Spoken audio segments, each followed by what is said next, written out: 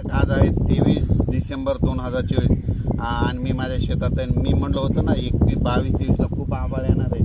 तर आता बऱ्याच ठिकाणी पुरुषोत्तमपुरीमध्ये माजलगाव तालुक्यात बऱ्याच ठिकाणी थेंब चालू होते आणि हे बघा आभाळ खूप आलेलं पाहू शकता। आणि पुन्हा आज अंदाज येणार आहे राज्यात। आज देखील म्हणजे आज 23 डिसेंबरला बऱ्याच ठिकाणी थोडाफार पाऊस पडणार आहे, कुठं थेंब येणार आहेत म्हणून हा अंदाज लक्षात येतो। पण राज्यातल्या सर्व शेतकऱ्याला सांगू इच्छितो की 23, 24, 25 पर्यंत असंच वातावरण राहणार आहे, ढगाळ वातावरण राहणार आहे।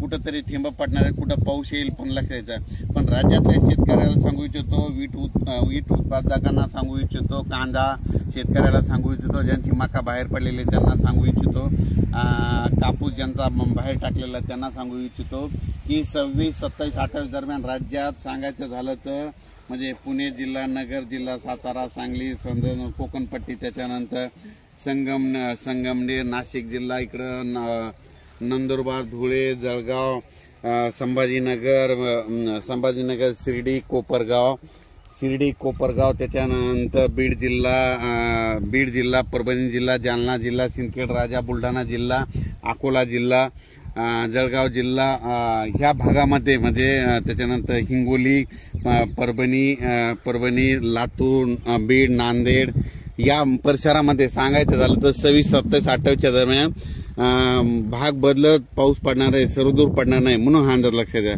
खास करून परत एक मेसेज दिलेला कशामुळे की राज्यामध्ये सांगायचं झालं तर की हा पाऊस म्हणजे या भागामध्ये पडणार आहे, म्हणजे 26, 27, 28, 29 पर्यंत वातावरण राहणार आहे।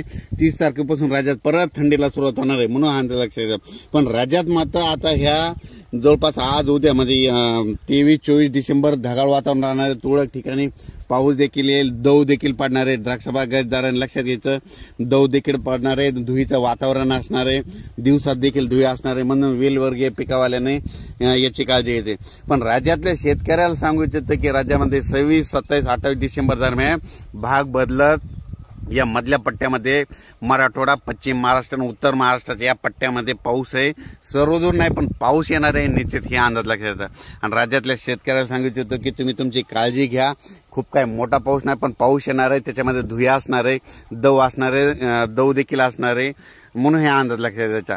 अचानक वातावरणात बदलला लगेच उद्याच मेसेज देणार आहे। पण राज्यात आज बऱ्याच ठिकाणी आपल्या नातेवाईकाचे फोन येतील, आमच्या इथं थोडा पाऊस आला, थेंब पडले म्हणून हा अंदाज लक्षात द्यायचा। धन्यवाद।